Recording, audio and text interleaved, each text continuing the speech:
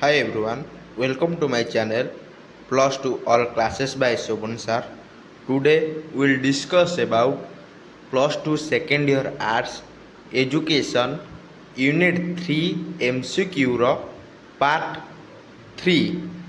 Let's start the video. Question number 54.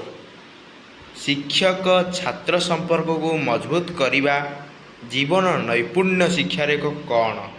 Correct answer is ଶିକ୍ଷାଗତ ଉପକାରିତା, ଯାହାକି ତୁମର ରହୁଛି ଅପସନ୍ ସି।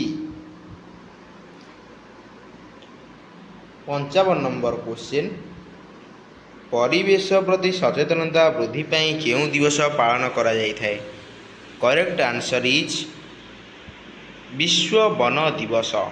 56 ନମ୍ବର କ୍ୱେଶ୍ଚିନ୍, ପରିବେଶର ମୁଖ୍ୟ ଦୁଇଟି ବିଭାଗ କିଏ? କରେକ୍ଟ ଆନ୍ସର ଇଜ୍ ସଜୀବ ଓ ନିର୍ଜୀବ।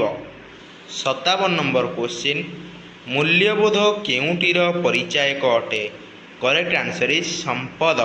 58 ନମ୍ବର କ୍ୱେଶ୍ଚିନ୍, କେଉଁଟି ପାରିବାରିକ ମୂଲ୍ୟବୋଧକୁ ବୁଝାଏ?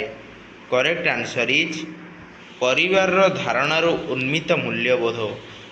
59 ନମ୍ବର କ୍ୱେଶ୍ଚିନ୍, କେଉଁଟି ସାମାଜିକ ମୂଲ୍ୟବୋଧକୁ ବୁଝାଏ? କରେକ୍ଟ ଆନ୍ସର ଇଜ୍ ଗୋଷ୍ଠୀ ବା ସମାଜର ହିତ ସାଧନ। 60 ନମ୍ବର କ୍ୱେଶ୍ଚିନ୍, କେଉଁଟି ନୈତିକ ମୂଲ୍ୟବୋଧକୁ ବୁଝାଏ? କରେକ୍ଟ ଆନ୍ସର ଇଜ୍ ଦିବ୍ୟ ଚିନ୍ତାଧାରାର ବିକାଶ। 61 number question,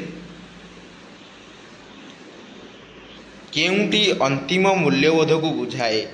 correct answer is ଚିରସ୍ଥାୟୀ ଶାନ୍ତି ପ୍ରାପ୍ତି। 62 ନମ୍ବର କ୍ୱେଶ୍ଚିନ୍, କେଉଁଟି ଜାତୀୟ ମୂଲ୍ୟବୋଧକୁ ବୁଝାଏ? କରେକ୍ଟ ଆନ୍ସର ଇଜ୍ ସାର୍ବଭୌମତା ଏବଂ ସ୍ୱାଧୀନତା ବଜାୟ ରଖିବା। 63 ନମ୍ବର କ୍ୱେଶ୍ଚିନ୍, କେଉଁଟି ବୃତ୍ତିଗତ ମୂଲ୍ୟବୋଧକୁ ବୁଝାଏ? କରେକ୍ଟ ଆନ୍ସର ଇଜ୍ ଦାୟିତ୍ୱ ଏବଂ କର୍ତ୍ତବ୍ୟ ପାଳନ। 64 ନମ୍ବର କ୍ୱେଶ୍ଚିନ୍, ବଂଶଗତ ମୂଲ୍ୟବୋଧକୁ କେଉଁ ମୂଲ୍ୟବୋଧ ସହ ସଂଯୁକ୍ତ କରାଯାଇପାରେ? କରେକ୍ଟ ଆନ୍ସର ଇଜ୍ ବ୍ୟକ୍ତିଗତ। ପରିବାର ଧାରଣାରୁ କେଉଁ ମୂଲ୍ୟବୋଧ ଜନ୍ମ ନେଇଥାଏ? କରେକ୍ଟ ଆନ୍ସର ଇଜ୍ ପାରିବାରିକ। 66 ନମ୍ବର କ୍ୱେଶ୍ଚିନ୍, ମୂଲ୍ୟବୋଧଗୁଡ଼ିକ କାର୍ଯ୍ୟମାନଙ୍କର ଡ୍ୟାସ୍? ଆନ୍ସର ଇଜ୍ ଉଦ୍ଦେଶ୍ୟ। ଚିରସ୍ଥାୟୀ ଶାନ୍ତି ଶିକ୍ଷାର ଡ୍ୟାସ୍ ମୂଲ୍ୟବୋଧ ଅଟେ? କରେକ୍ଟ ଆନ୍ସର ଇଜ୍ ଅନ୍ତିମ। 68 ନମ୍ବର କ୍ୱେଶ୍ଚିନ୍, ବାସ୍ତବ ସୌନ୍ଦର୍ଯ୍ୟକୁ ଅନୁଭବ କରିବା ଏବଂ ପ୍ରଶଂସା କରିବା କେଉଁ ମୂଲ୍ୟବୋଧର ଅନ୍ତର୍ଗତ ଅଟେ? କରେକ୍ଟ ଆନ୍ସର ଇଜ୍ ସୌନ୍ଦର୍ଯ୍ୟାତ୍ମକ। 69 ନମ୍ବର କ୍ୱେଶ୍ଚିନ୍, ଭଲ ପାଇବା, ଭ୍ରାତୃତ୍ୱଭାବ, ସାଧୁତା, ନୀତିନିଷ୍ଠତା, ପରୋପକାର କେଉଁ ମୂଲ୍ୟବୋଧ ଉପରେ ପର୍ଯ୍ୟବେସିତ? କରେକ୍ଟ ଆନ୍ସର ଇଜ୍ ସାମାଜିକ। 70 ନମ୍ବର କ୍ୱେଶ୍ଚିନ୍, ମଣିଷର ମଣିଷ ପ୍ରତି ବ୍ୟବହାର କେଉଁ ମୂଲ୍ୟବୋଧକୁ ବୁଝାଇଥାଏ?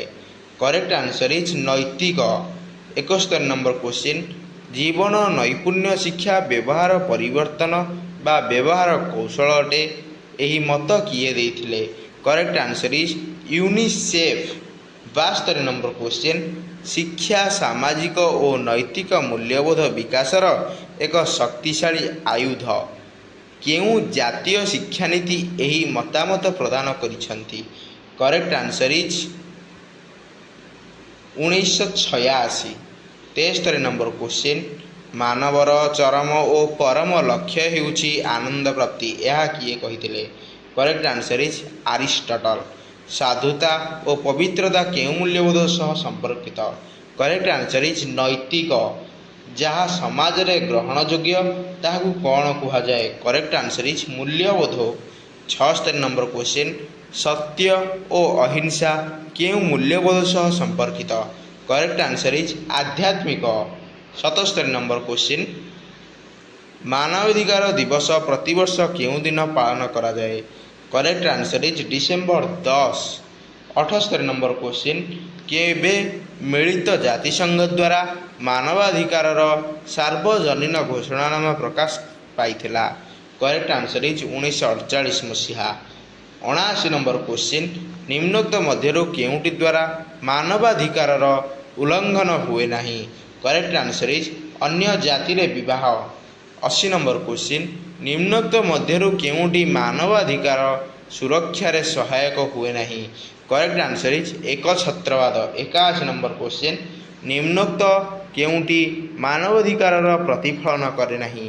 करेक्ट आंसर इज महिला सशक्तिकरण। 82 नंबर क्वेश्चन केबे जातिसंघर निरापत्ता परिषद में मानविक अधिकार घोषणानामा प्रस्तुति होइथिला। करेक्ट आंसर इज 1946 मसीहा फेब्रुआरी 16। 83 नंबर क्वेश्चन जातिसंघ निरापत्ता परिषद में कहार अध्यक्षतार मानविक अधिकार घोषणानामा प्रस्तुत होइथिला। Correct answer is Roosevelt. 84 number question Bharat में केबेठारु जातीय मानविक अधिकार कमिशन कार्य करुछि। Correct answer is 1993।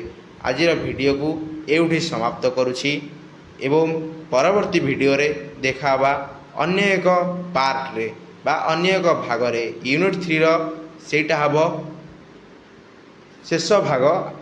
I think सेटा हबो शेष भाग नहले आ दुईटा वीडियो आसीबो यूनिट 3 रो सरिया पई।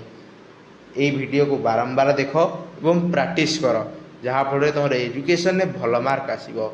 थैंक्स आ धन्यवाद।